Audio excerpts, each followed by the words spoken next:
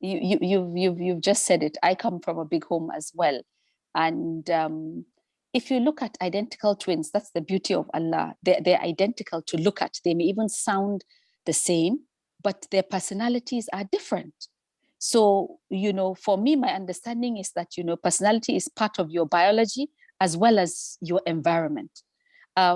So you may have personality traits that are within, those genes, but your environment also plays a large part in, in shaping your character.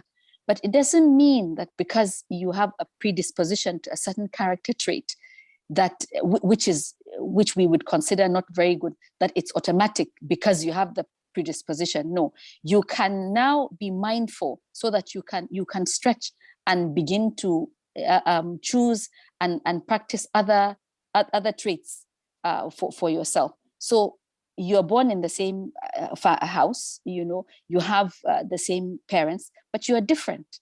And yes, you are different because experiences are different. You might even experience the same thing in the same home, but your perception and your filters may be different from what, your sister or your brother, experiences. So just because we're all born from the same parents doesn't automatically mean that we would behave in the same way. There's a common thread that, yes, you would see running through the family.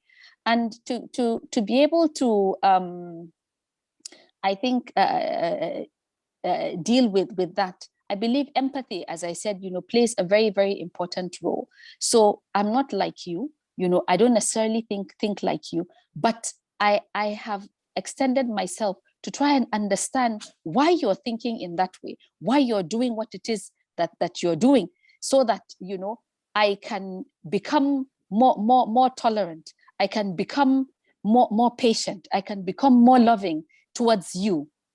It doesn't mean that different is bad. Different is also an opportunity to grow and to develop. And different also means that, there's an opportunity, to clarify, to understand the other perceptions that may not be yours. So I think empathy it goes a long way in being able to help us in our uniqueness, and for that diversity to enrich our lives, as opposed to making it more difficult. So when there's also love, there's also patience. It's to be able to be patient with other people that are not like us, especially within our homes. So what is it about them, or what they do or what they say that rubs us off, the wrong way? It is even to ask ourselves, what is it that am I perceiving? Could I be perceiving it wrong? Or do I have some preconceived notions about what it is that they say or that they do, and then I act, immediately?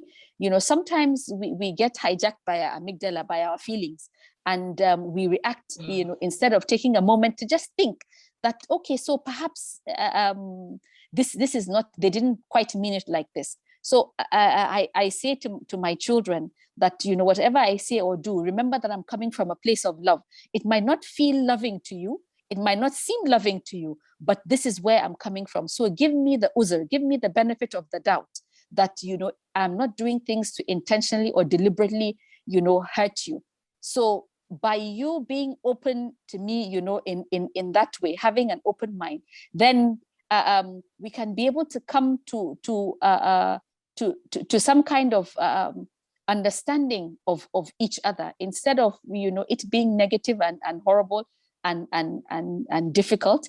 Then we can choose to learn from those difficulties, so that we can even know ourselves better.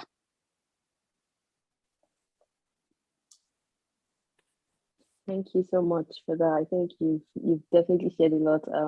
I think it's important to also just have grace, to give each other grace, and understand that we're all humans. So sometimes my mom can say something and she might not phrase it the right way, and it might rub me the wrong way, but giving her the grace that she's not always going to be right. And it's okay not to be right. We're all humans, so things happen like that.